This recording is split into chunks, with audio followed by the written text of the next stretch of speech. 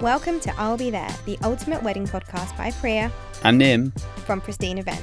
Whether you're a bride-to-be or a groom gearing up or just a wedding lover at heart, we've got you. Hi guys, welcome back to another episode of I'll Be There by Pristine Events. I'm Priya. I'm Nim. And today we are continuing our chat about entertainment. Yeah, and today Priya is dressed as Iron Man. I'm not dressed as Iron Man. Why are you wearing sunglasses? We're inside. They're not sunglasses, they're like hybrid, so you can wear them indoors, you can wear them outdoors, because they're like semi-see-through. Okay. It just kind of adds to the vibe. Of? Like looking edgy. Okay. I wasn't given this memo. Edgy? Huh? I wasn't given this memo. Yeah, sorry, it was just me. Soz babes. Okay. Do you think I look edgy? Yeah, you're very nice. Thanks. So anyways, as we were saying, guys, we wanted to carry on entertainment because we felt like we were a little bit rushed at the last episode. There's so much to fit in, and we were obviously working through the day. We touched on the reception entertainment, but actually on reflection I realised there was way more we could talk about. So this whole episode is going to be like dedicated to just evening reception entertainment. I thought we could start with some of the examples we've seen at weddings over the past couple of years. A really good example that comes to mind in terms of like if you've got a themed reception. Yeah. I think it's really important to then have entertainment that matches your theme. Obviously not everyone has themes because they're quite, I wouldn't say difficult to do, but that you have to put a lot more into them to make the theme apparent. There's no point half-assing it. Like if you're going to do a theme, stick to it. So this couple were getting married, so we're having their reception at the Savoy. If you haven't been to the Savoy, the main ballroom there is gorgeous. But it literally is very 1920s, very Gatsby, my favourite era. And it's stunning, and it really suits that kind of.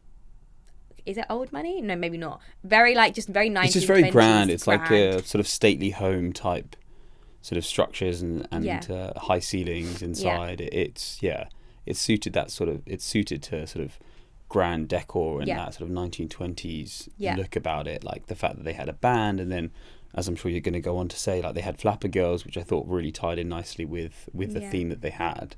And I thought it was a really good touch. But I think you should be mindful of these sorts of things. So for flapper girls, for those of you who don't know, are generally kind of women dressed in leotard type outfits. And my mum had gone to a wedding and came back and said, we went to this wedding and there were these girls in these sort of skimpy outfits with shot trays, and she found it a bit intimidating. And whilst that may just be kind of her opinion and certain people of a generation's opinion, you need to be wary of who your crowd is, because you might have something which you think looks cool, but actually it's not suited to the people who are actually going to be enjoying it as guests. And I think we've had that experience with a wedding that we did where it was a really cool reception. They had sort of strobe lighting, poser tables, no proper seated tables. I think they had maybe like 3 or 4. And the theme was club, wasn't it? Yeah, it was like a club theme. Club. Like you come inside and it was like sort of like Afro beats, drum and bass playing, strobe lighting, lots of colourful lighting. It was really cool.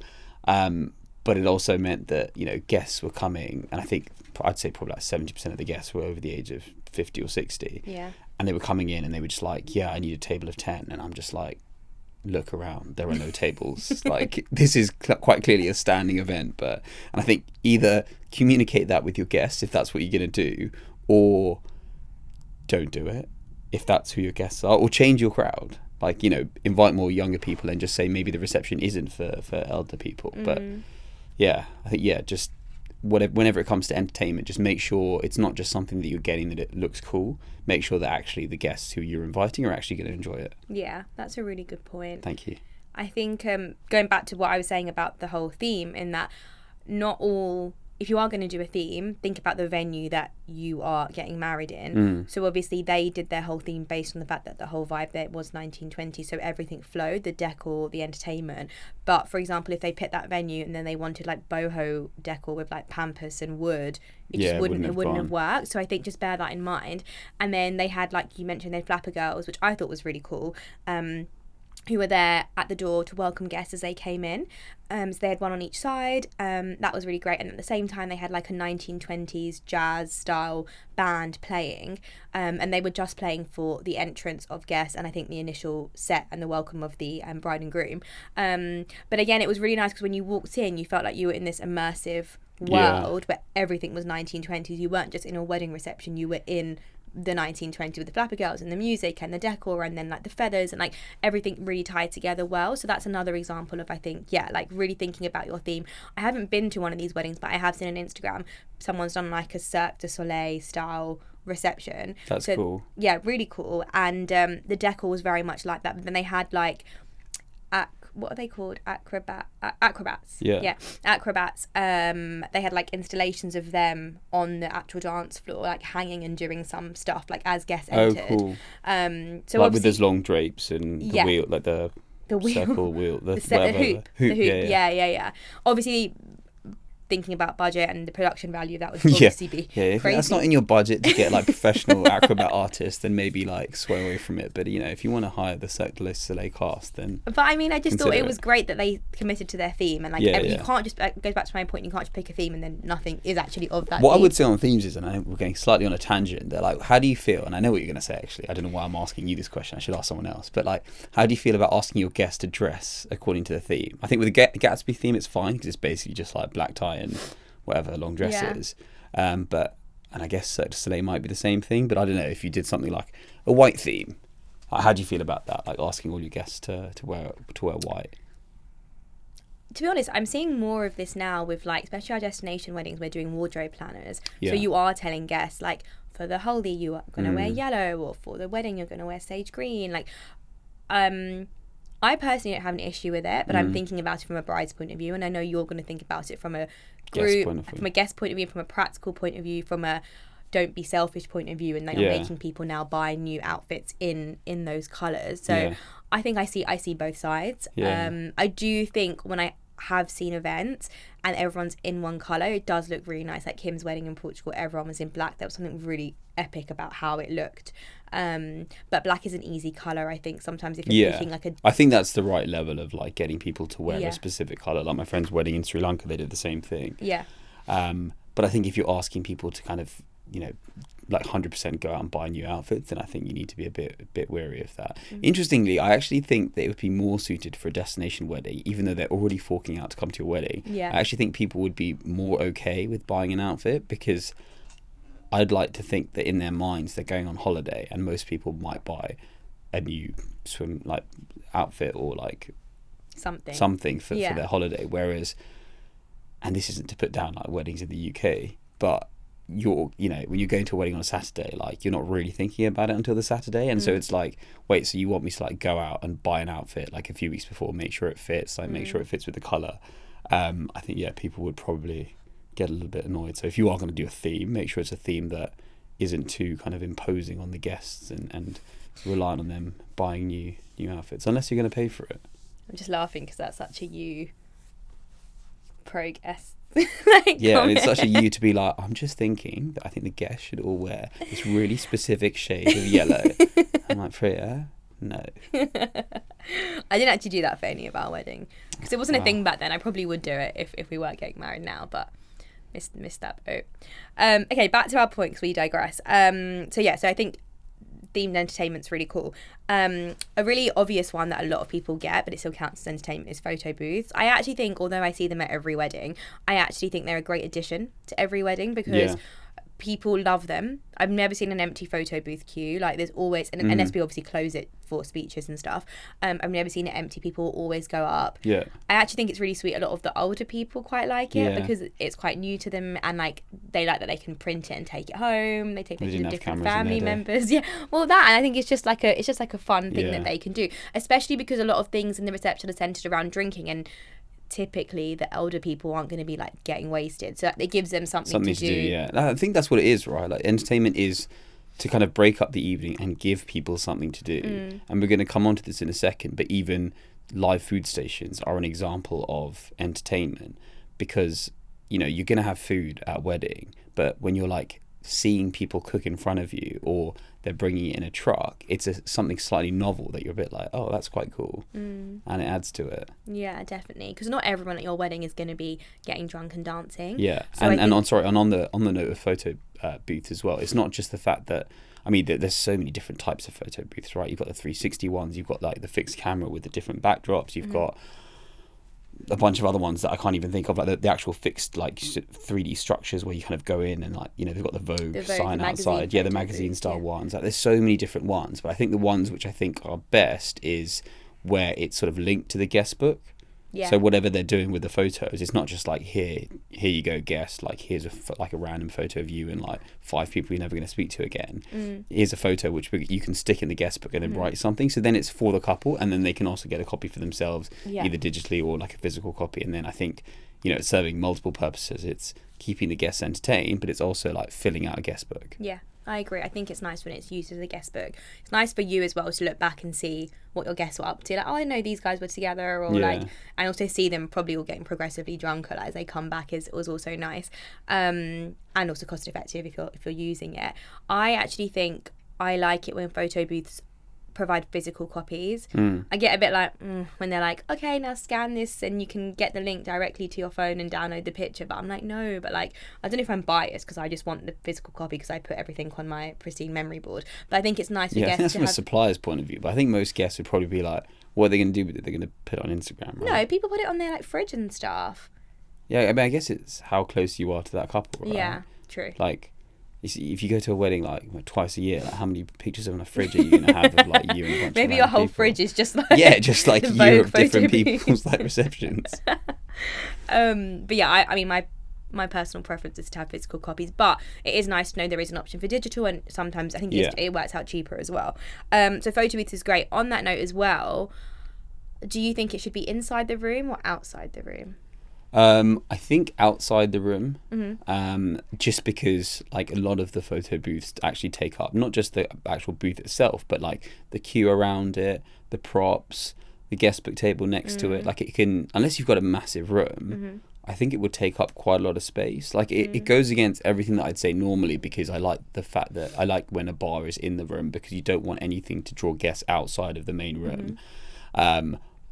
But I just think because of the space that it's going to take up, you'd have to be quite fortunate to be able to squeeze it into the room. And I think if you are squeezing it into the room, it's probably going to impact something else. So, for example, the queue might then trail into the tables, or it might trail into the bar, or it could just be kind of an eyesore of everybody standing up in the corner of the room.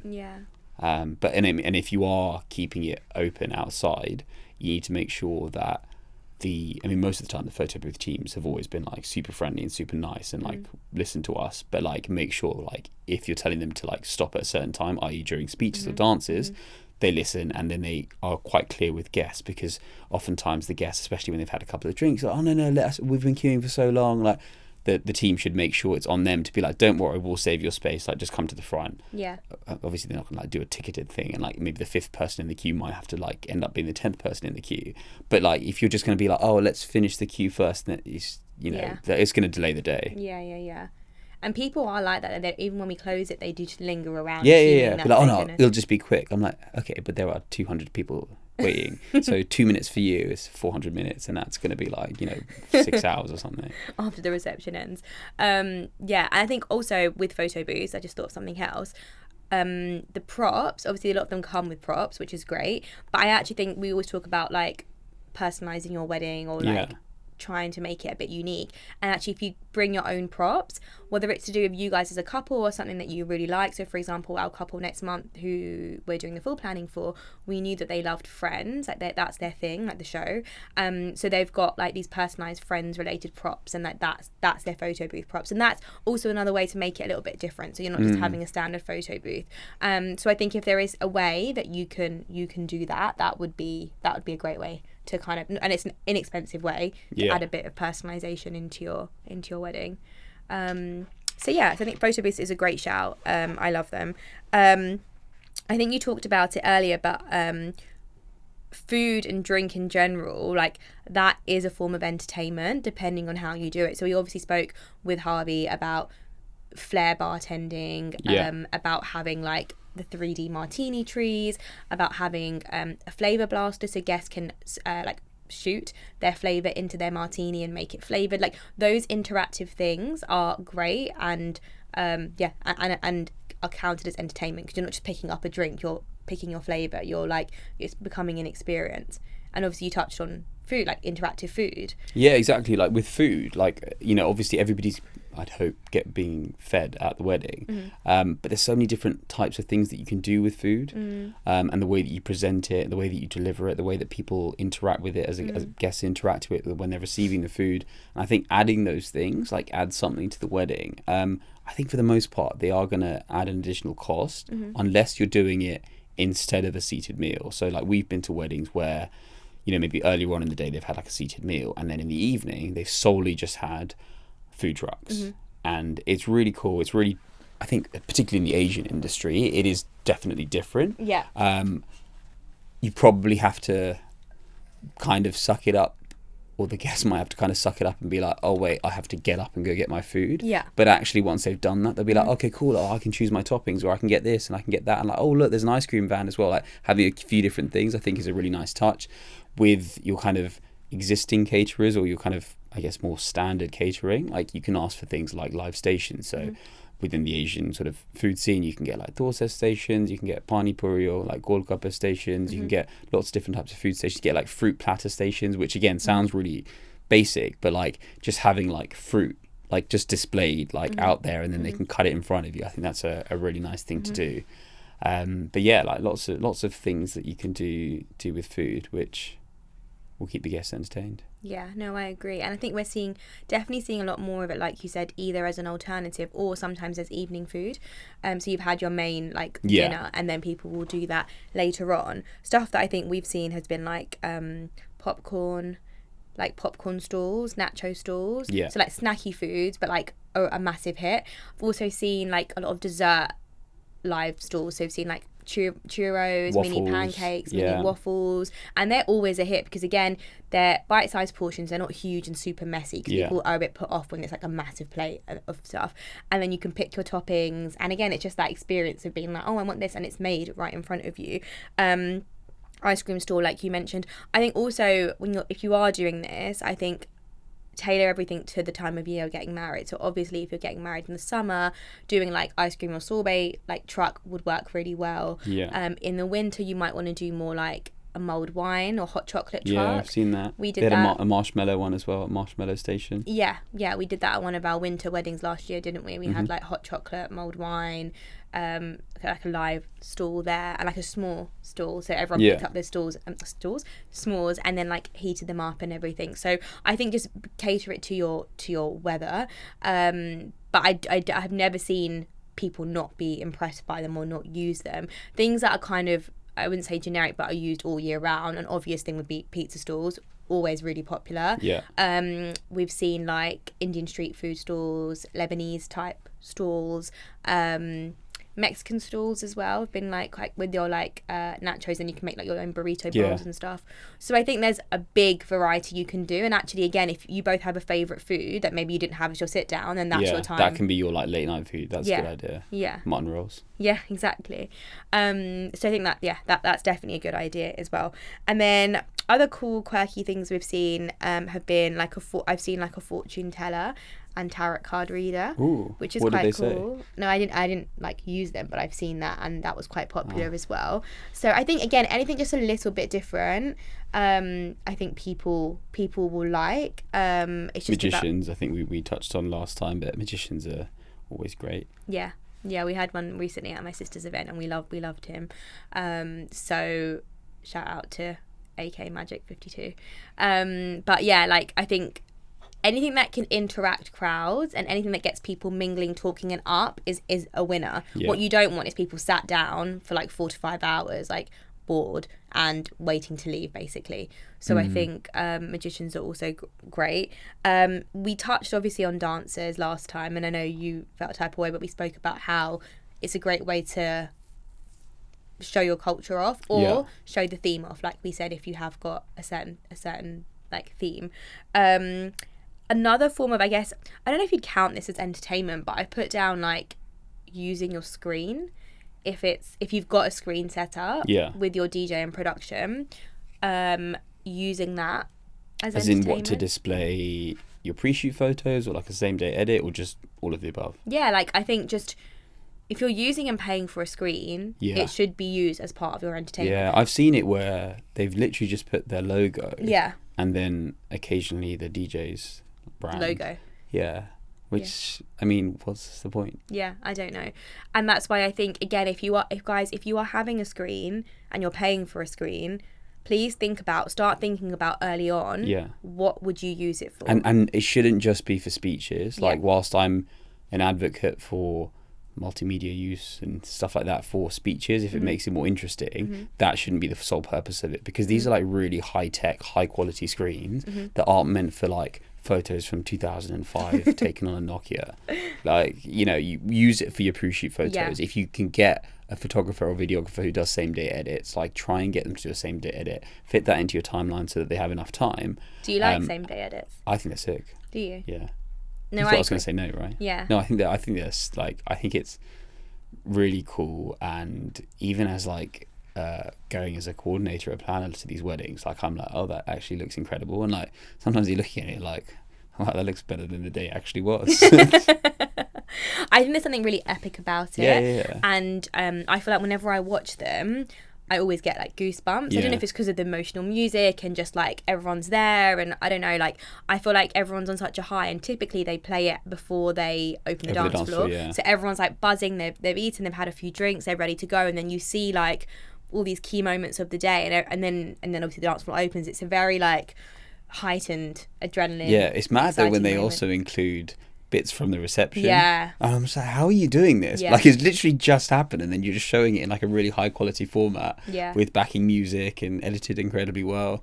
But on that note, it is, I think, for couples, if you're at early stages of planning, it's not always a given. You have to pay an additional fee for that. Because and not everyone will do it. Not everyone will do Especially it. if you've got like a one-man team. Yeah. It's normally when you've got like these sort of slightly bigger teams. Yeah. Where there's like 5 of them. So like, actually, during the reception, while 2 or 3 of them are like doing stuff, one person is solely just editing. Yeah, exactly, because it takes a long time, and we always see that poor person like hunched over their laptop. Like, or there's a massive turnaround time, and you aren't doing like couple shots before your reception or after your wedding. Yeah. No, exactly. But yeah, basically use your screen. So I think pre-shoot photos, if you've got any proposal photos, if you had it photographed, that's a nice place to put it. Does that sound really weird? If you had them photographed, then I think you should display them there. Also, if you've had any other pre-events, maybe like engagement party. What about if what's your thoughts on showing photos of the guests with the couple, not just photos of the guests? No. Okay. Because I wasn't sure what you were going to say, but I was like, for those of you listening on Spotify, please tune into YouTube to look at Priya's reaction when I said that. No, I just mean like, it goes back. It's my day. Not even that, but you're then it then becomes a bit tricky, because then if you put some guests up and not others, you don't want people to feel like... Yeah, to be fair, if you do that, I think you should include every single guest. Then do you have a picture of every single guest in your wedding? Well, some people do that as like wedding favours. Wedding favours? Yeah, either wedding favours or their name places, which I think is a nice touch. But no, I mean, I asked the question, but I actually think my answer is don't do that. Yeah. I think with these high quality screens, gone are the days where you've just got like a projector in the corner and it's just showing something to kind of keep people vaguely sort of interested in the event. Like, you need like super high quality photos, which are from your proposal, your pre-wedding event, your wedding, your same day edit, something like that. Like, not from like people's phones and stuff. I think it's fine if you've got pictures of like you and your immediate families from some of these events. That's fine. But then I think it just becomes tricky, because then if you include like a cousin on one side, then you don't include a cousin on, like, it just, and people, as we've seen, can become very like sensitive about these things, and you just don't want to cause any like drama like that. But and like you said, it has to be high quality like photos. Well, let's carry on. Like, what other entertainment-y bits? That was kind of my main stuff, and then I was going to talk a little bit about live musicians. And if you were having like again, let's ignore band, we'll do a whole episode on bands, but if you were going to have, like, we quite often work with saxophonists, so in terms of like placing them and when their sets would be, I would always recommend doing drinks reception for a bit. I'd always recommend doing the couple's entrance in, if it works with the kind of song that they're having. Obviously, if they're having a slow song in, it may not work, but if you want like a vibey song, and it's really nice to have the saxophonist walk in either with you or already be on the dance floor. Similarly, instead of that, you could have drummers, like dual drummers, if that's what you'd prefer. And then the other set would be either opening the dance floor or about half an hour into the dance floor. I think any later than that, people are quite drunk and don't really appreciate it as much. Yeah, no, I agree.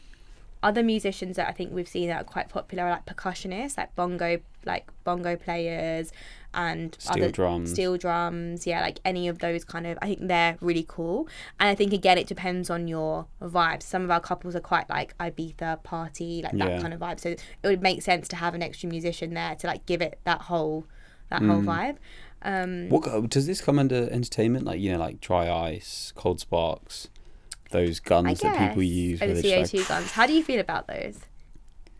I don't know. I feel like I don't know if you can separate destinations in like UK weddings, but I feel like a destination wedding, it seems like an appropriate thing to do. I don't know why, but in the UK, I don't really see necessarily the point of it because I don't know. But at the same time, like maybe it's just fun. Like it looks fun. I think people just have it looks really fun. So then if you're enjoying it and you have fun with it, why not? Yeah. No, I agree. I think that I guess that kind of comes under production, but semi-entertainment as well. So yeah, agree. Dry ice we love. Haze I understand because it makes the room look a bit less like dark, like very like. And it helps with the lighting, right? Because you can actually see the beams of light when there's haze in the room. But photographers hate haze. Yeah. I always get photo video being like, hey, tell them to turn down the haze. Hey, reduce the haze. I'm like, why can't you just tell the DJ directly? Because otherwise it looks like I'm being really annoying, being like, turn the haze down, more haze down. Yeah. But no, it does affect that. So especially before your first dance, just check your haze is okay. Otherwise everything looks very like fuzzy. Yeah. I love cold sparks. I love it when DJs get the timing right, that when you're doing a twirl or when you're doing a dip or when it's the chorus, it's like the cold sparks. So I definitely am pro. So if you can only pick two, I'd pick dry ice and cold sparks. Yeah, no, probably the same. What about fireworks? We spoke about this last time. I love fireworks. Like literally, like if I show you guys, for anyone that is watching on YouTube, like my background is our fireworks shot from our wedding in India. Like I love them. But I always have. Spent. Is money well spent? When I was younger, I used to always think I wanted to be proposed to in fireworks. So like I'm glad that I've like somehow it's like intertwined in and was part of our wedding journey. Kind of ended. It actually was the end of our wedding journey, which is quite sweet. I thought it was going to be the beginning. I know you're looking at that like you don't agree, but no, I don't disagree. To be fair, I didn't agree before we got there. Yeah. And then when it actually happened, it was actually quite epic. Yeah, but I think again with that, just make sure you're going in. You check all your venue restrictions, and like you said, be aware. Just make sure it fits in with like, you know, where you are as guests. Like just don't like lug people around for the sake of it for something that you're doing for a photo. Nah.